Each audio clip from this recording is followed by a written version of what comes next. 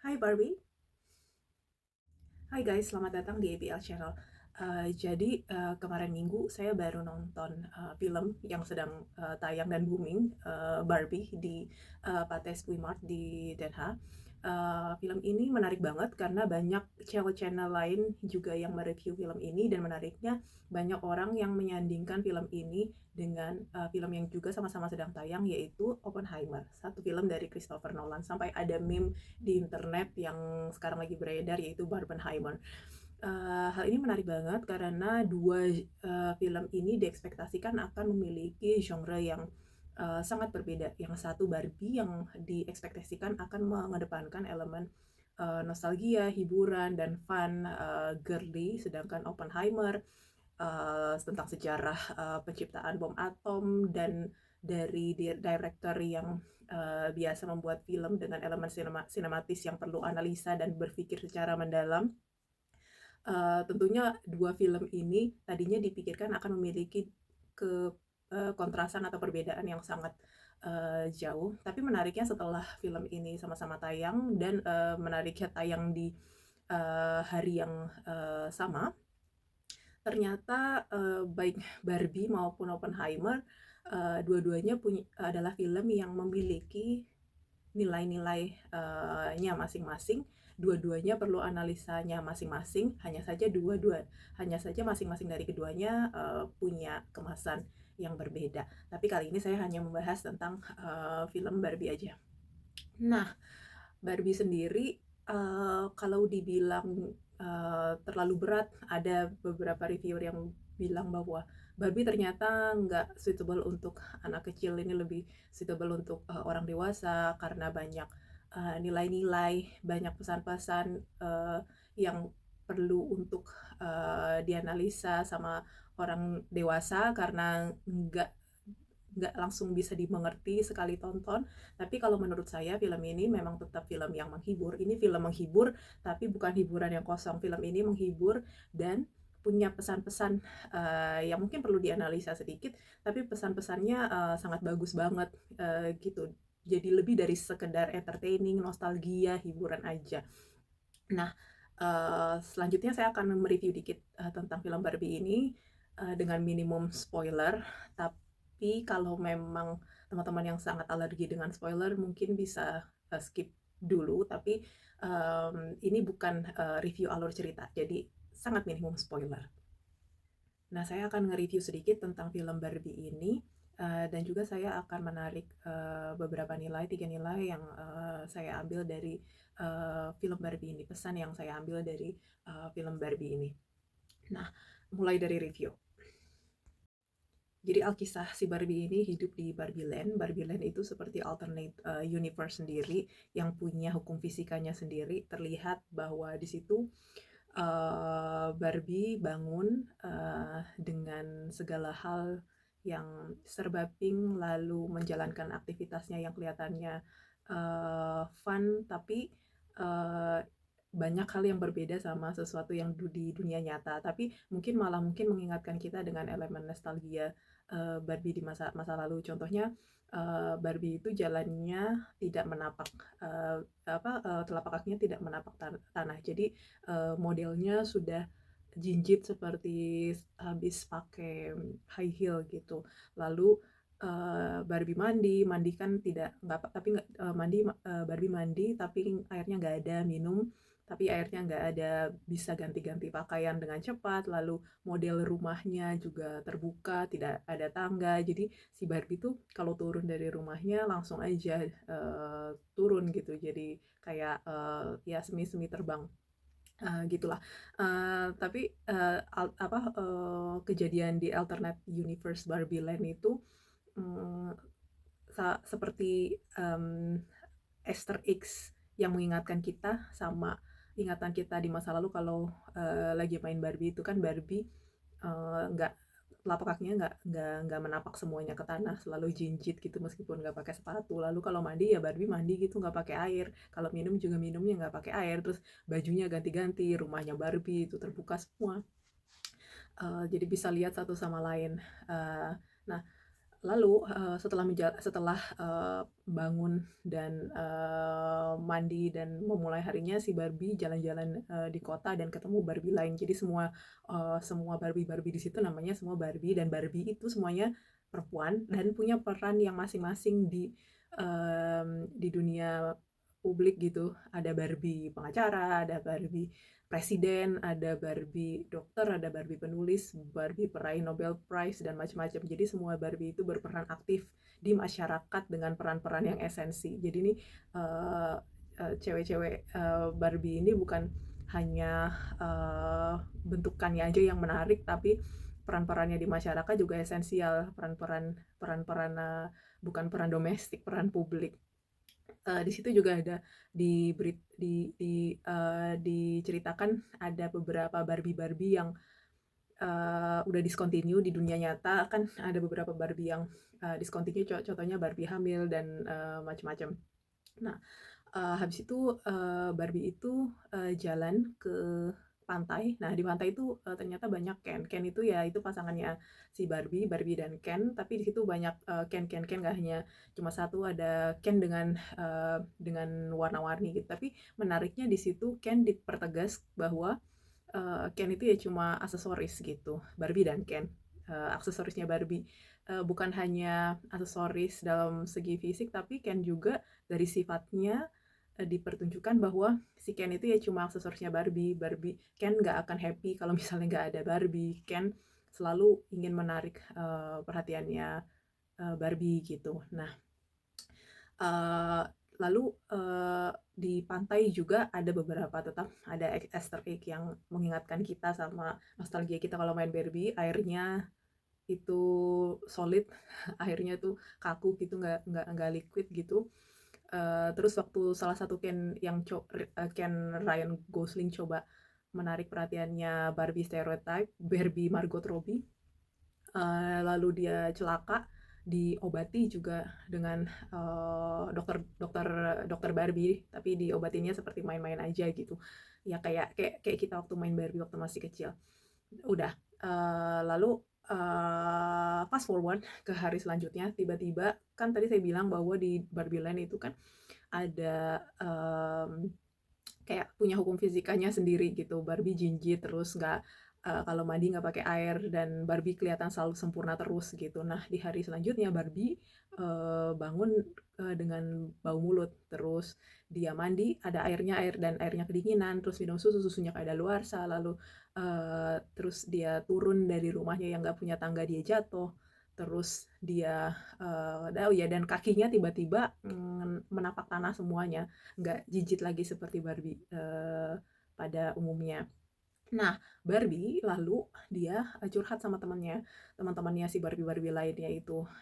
Teman-temannya juga nggak punya solusi, lalu teman-temannya coba mengarahkan si Barbie stereotype ini, si Barbie Margot Robbie, ke Weird Barbie. Nah, ini Weird Barbie itu adalah Barbie yang di dunia nyata si pemainnya itu memainkannya dengan sangat keras gitu. Jadi rambutnya diacak-acak, dieksperimentasi, lalu kakinya di split gitu.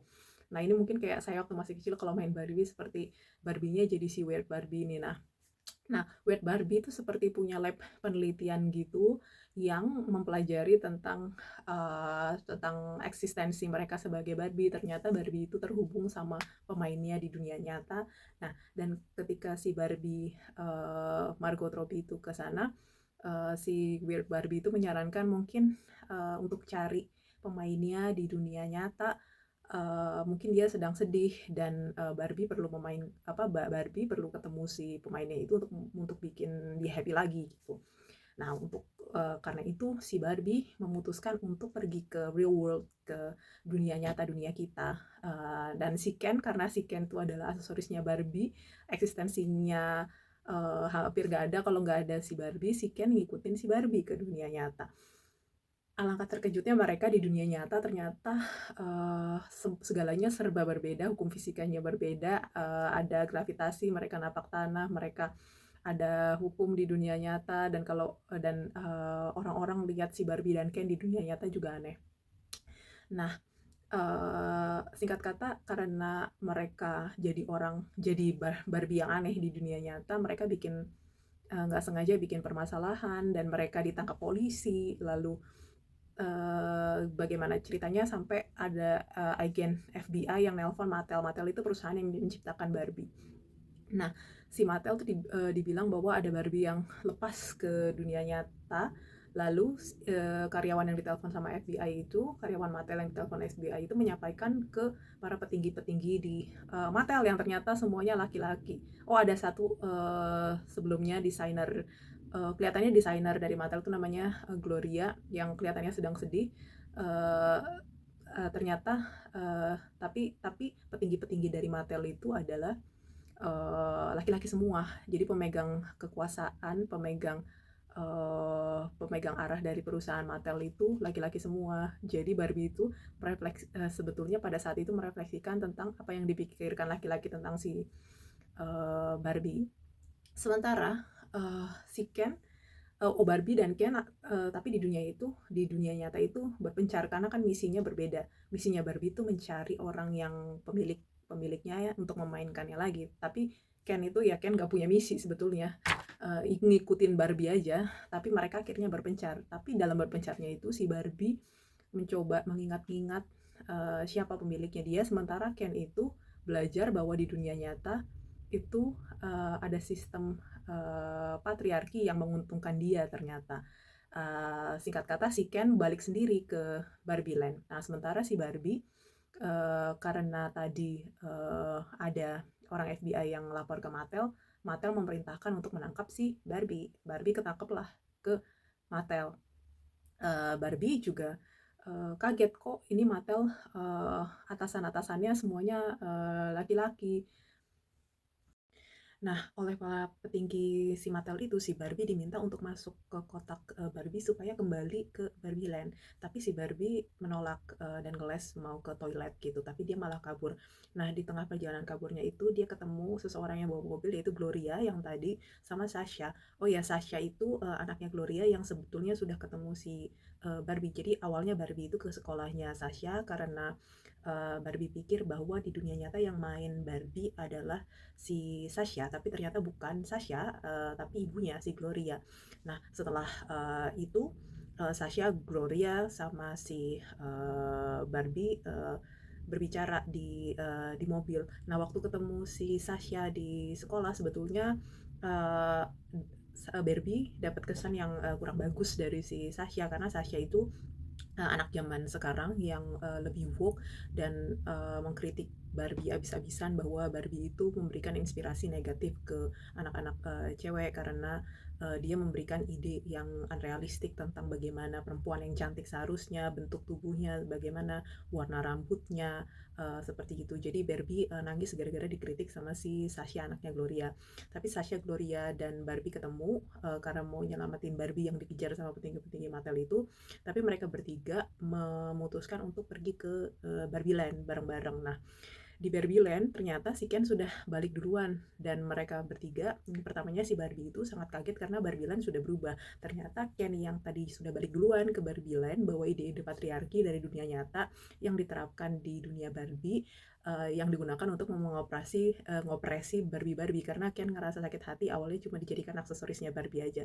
Jadi di situ udah banyak hal yang berubah. Barbie yang tadinya aktif berpartisipasi di masyarakat, mengambil peran di masyarakat sebagai peran-peran kunci, peran-peran penting, presiden, peraih Nobel Prize, penulis, terus dokter, politisi, segala macam, sekarang cuma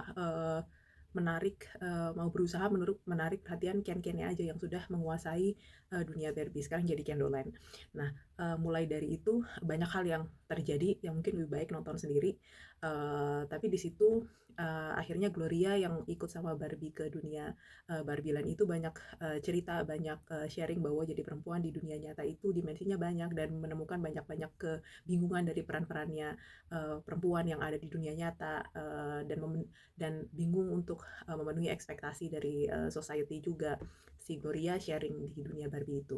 Di situ juga akhirnya Barbie dan yang lainnya itu ketemu dengan Ruth Handler, yaitu pencipta dari si Barbie itu, yang terinspirasi dari anaknya, yaitu Barbara Handler. Dan juga Ruth Handler memberikan kesadaran tersendiri sama si Barbie, yang akhirnya Barbie menemukan satu titik pencerahan dari pencarian eksistensi dirinya sebagai Barbie itu sendiri.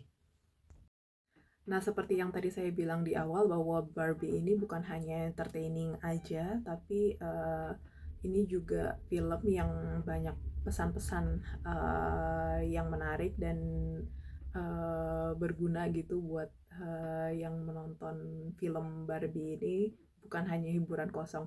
Setidaknya kalau saya sih ada 3 hal yang saya ambil dari menonton film Barbie ini.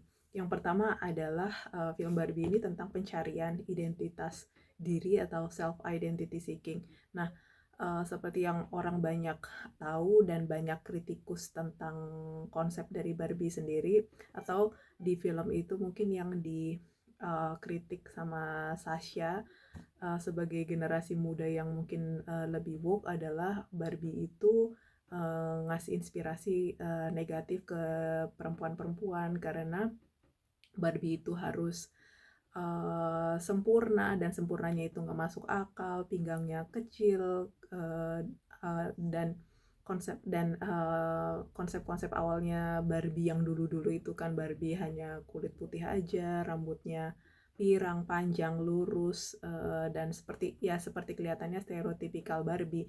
Nah, itu sebabnya kenapa si stereotipikal Barbie ini, yaitu Margot Robbie ini, di dalam film ini diceritakan bahwa dia mengalami pencarian jati diri gitu sebagai Barbie, tapi juga sebagai sebagai sebuah ide Barbie, yaitu perempuan itu sendiri. Itu makanya kenapa sepanjang perjalanannya si Barbie kan akhirnya menemukan bahwa perempuan itu ternyata multifaset, multi layer, bukan hanya dimensi fisik aja, dan fisik juga nggak harus sempurna sebagai mana dimandatkan oleh society gitu. Dan dari pencarian jati diri ini, salah satunya Barbie juga diminta belajar untuk empati kepada kepada seseorang yang hidup bersama-sama sama dia, selain dari golongannya sendiri, golongan Barbie, yaitu empati terhadap golongan Ken, bahwa begitu loh rasanya kalau misalnya dijadikan objek saja, diobjektifikasi saja, nggak dimanusiakan gitu. Mungkin kalau di dunia nyata pesannya terbalik, yang diobjektifikasi kebanyakan perempuan, tapi di sini pesannya dibalik, bahwa pada akhirnya jenis apapun, gender jenis apapun, pada akhirnya diminta untuk saling berempati satu sama lain. Tidak ada gender yang lebih subordinat terhadap yang lainnya gitu. Jadi harus jalan secara harmonis bersama-sama di masyarakat kalau mau membentuk masyarakat yang sehat. Nah, ini sebetulnya mengarah ke pesan kedua yang saya ambil dari film Barbie, yaitu ide sehat tentang feminisme, yaitu ya atau healthy idea of feminism. Kan banyak orang yang championing, yang campaigning tentang feminisme pada saat ini, tapi titik beratnya adalah untuk champion one gender over another gitu, gender yang lain subordinat dibanding gender yang satu yang diperjuangkan itu. Tapi saya rasa dari pandangan pribadi saya sendiri, ide feminisme yang sehat adalah ide untuk memperjuangkan gender tertentu, perempuan contohnya, tanpa ada hasrat untuk menginjak atau mengsubordinasi gender lainnya. Karena menurut saya masyarakat yang sehat adalah masyarakat di mana kedua gender yang ada atau beberapa gender yang ada bisa hidup berdampingan dan bisa berempati satu sama lain, dan menghormati perannya di society gitu. Jadi makanya di dalam film Barbie ini ditunjukkan bahwa kalau dunia Barbie itu dipimpin oleh uh, pimpinan otoriter si Barbie aja, seperti pada awalnya kan nggak bagus juga. Terus lalu kalau dipimpin dengan gayanya si Ken aja, jadi Ken Dolan, setelah si Ken balik dari dunia nyata juga nggak bagus juga. Makanya mereka harus hidup secara harmonis gitu. Lalu yang ketiga menurut saya tentang opsi, seperti yang diceritakan di film Barbie ini, sama karakter Ruth Handler, si pencipta Barbie pada awalnya. Di situ karakternya si Ruth itu kan cerita bahwa pada awalnya dia menciptakan Barbie seperti itu bukan maksudnya untuk menciptakan pandangan yang unrealistis tentang bagaimana bentuk perempuan seharusnya, ide tentang perempuan yang cantik bagaimana, enggak.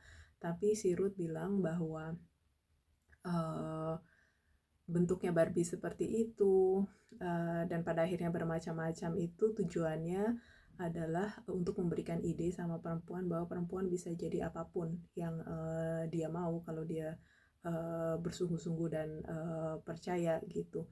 Dan juga si Ruth juga di film ini menceritakan bahwa sebagai penciptanya si Barbie yang kebetulan pada saat itu terinspirasi dari nama anaknya Ruth Handler sendiri, Barbara Handler. Itu kan dia juga menciptakan si Ruth itu menciptakan Barbie itu tujuannya ya seperti kayak mengasuh anak itu kan nggak selamanya dia ngikutin anaknya dan mengarahkan anaknya kemana dia mau pergi sesuai dengan kemauannya dia, tapi mengasuh dan melihatnya si anak itu bertumbuh secara independen, dan memilih opsi-opsi yang dia pilih yang bisa membahagiakan dirinya sendiri gitu.